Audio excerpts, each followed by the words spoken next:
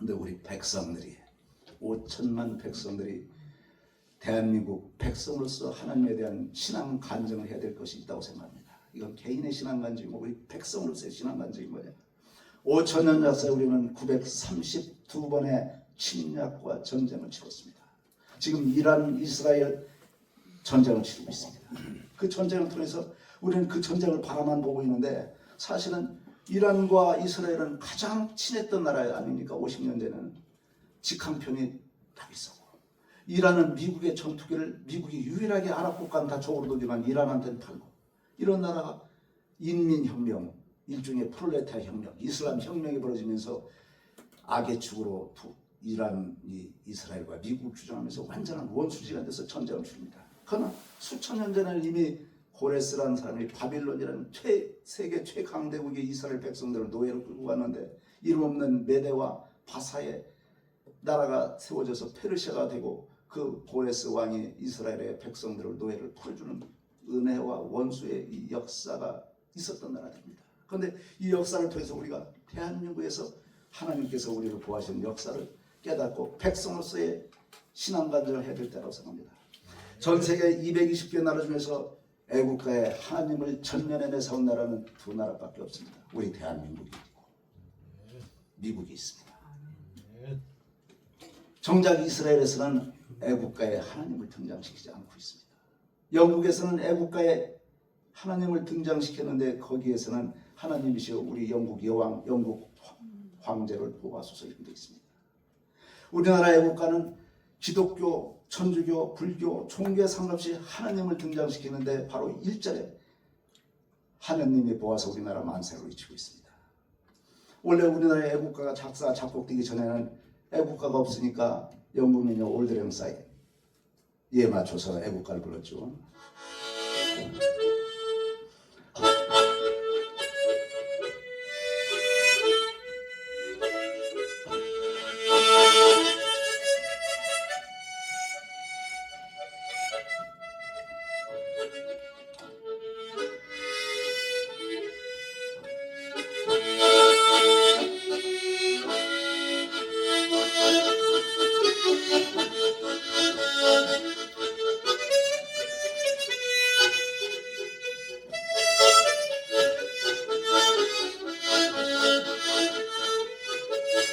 우리나라는 본론 하나님이 보아서 우리나라 만사를 8월 1절에 등장시키는데 미국의 국가는 1절, 2절, 3절 전부 전쟁 얘기를 그리고 있습니다.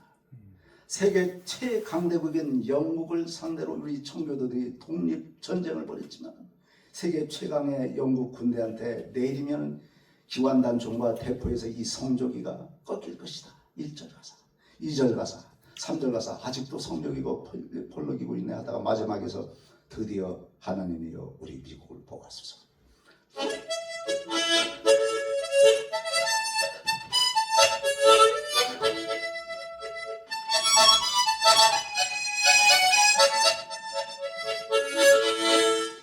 근데 우리 애국가를 부르는데 하나님께서 우리를 보호하시는 역사를 우리가 백성들이 깨달아야 됩니다. 벌써 2000년 전에 수나라는 강력하게 전 중국을 통일했습니다.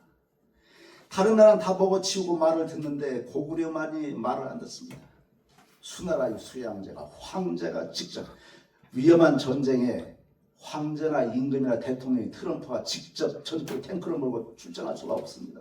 근데 이 황제가 직접 말을 타고 출전을 합니다. 113만 대군을 끌고 들어옵니다. 113만 대군이 허풍이냐? 역사서에는 이렇게 기록되어 있습니다. 113만 대군을 줄로 세웠더니 천리길을 늘어섰다고 했습니다. 서울서 부산까지 113만 대군이 늘어서서 고구려 향해서 침략해서 들어온 것입니다. 이 113만 대군의 병참부대, 공병부대, 식량을 나른 부대까지 합치면 300만 대군을 끌고 들어왔습니다. 당시 고구려 인구는 500만밖에 안 됩니다. 군인 별거 없습니다. 이론적으로는 고구려는 묵사발에 대해서 멸망당하는 일보 직전에 와 있습니다. 그런데 하나님께서 을지문에 대한 명장을 세워놓으셨습니다. 을지문에 대한 살수대첩에서 수나라의 황제가 끼던 병력의 98%가 전멸을 당합니다.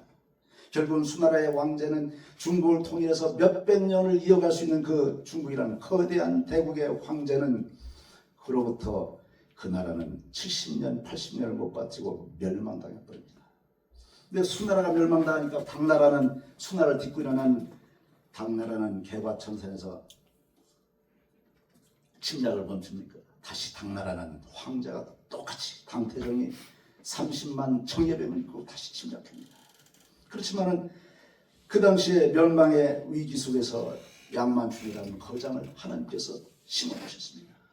원래는 가시거리 밖에 화살은 300m, 400m를 못 날아갑니다. 그러나 이 장군이 쐈던 화살이 300m, 400m, 1000m, 1500m 가시거리 밖에 있는 당태종의 왼쪽 눈을 관통해버립니다. 당태종은 화살에 관통해서 한쪽 눈을 실명하고 그 후유증으로 몇 년 살다 죽습니다. 그러면 수나라, 수당, 원명청 우리가 제가 시간이 이제 다 됐기 때문에 긴 말씀을 못 드리는데 언제 기회가 되면은 사실은 대한민국 이게 ROTC 선교이기 때문에 대한민국의 안보 통일 전략 이런 것에 대해서 한 말씀을 올리고 싶습니다. 통일은 과연 우리는 어떻게 해야 되냐 올리고 싶습니다. 오늘은 그 같은 시간이 없으니까 말씀을 매듭 짓겠습니다. 이 당태종 당나라가 멸망했습니다. 수당 원명청 쪽 원나라 얘기 고려의 거란 얘기 거란 전쟁 때는 어떻습니까? 고려이 6차례에 걸쳐서 침략을 해왔는데 거란 병사가 마지막 전쟁에서는 10만 대군 황제의 청예병이 쳐들어왔습니다. 그 당시에 군대를 이끌던 장군은 강감찬이라는 노장 무관이 아닙니다. 활 쏘거나 칼을 쓰던 무관이 아닙니다. 문관이. 그것도 나이가 70세. 옛날에 평균 수명이 26살에 불과하던 시절에 70세의 노인은 지금으로 치면 98세 된 노인입니다. 더군다나 문관입니다.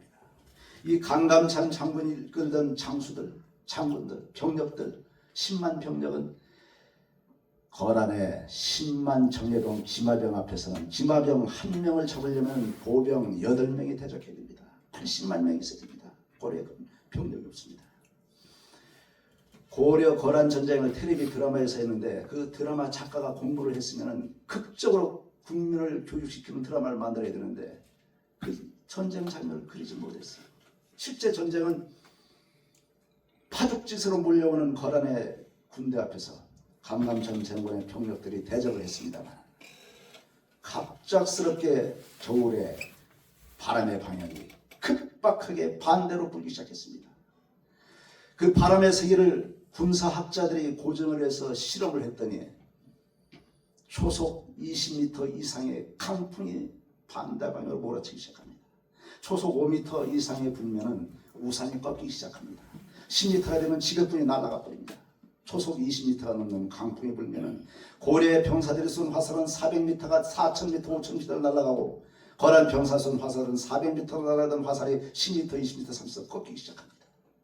그 전쟁에서 하나님의 기적적인 역사로 인해서 거란의 정예병들이 98%가 전멸을 당합니다. 거란은 원래는 중국을 먹어치운 나라입니다. 요 나라가 중국을 먹어치워서 송나라가 멸망 일보 직전에서 남성으로 후퇴를 하고 고려를 먹어치우렸던 이 거란이 이 전쟁에서 결국은 나라 자체가 멸망당하게 됩니다. 6.25는 어떻습니까? 6.25 전쟁사 얼마나 할 얘기가 많습니까? 6.25 전쟁사에서는 우리나라 도쿄에서 파견됐던 터키와 프랑스의 3스타 장군들이 왔는데 이 사람들이 데려왔던 병력은 불과 몇백 명에 불과합니다.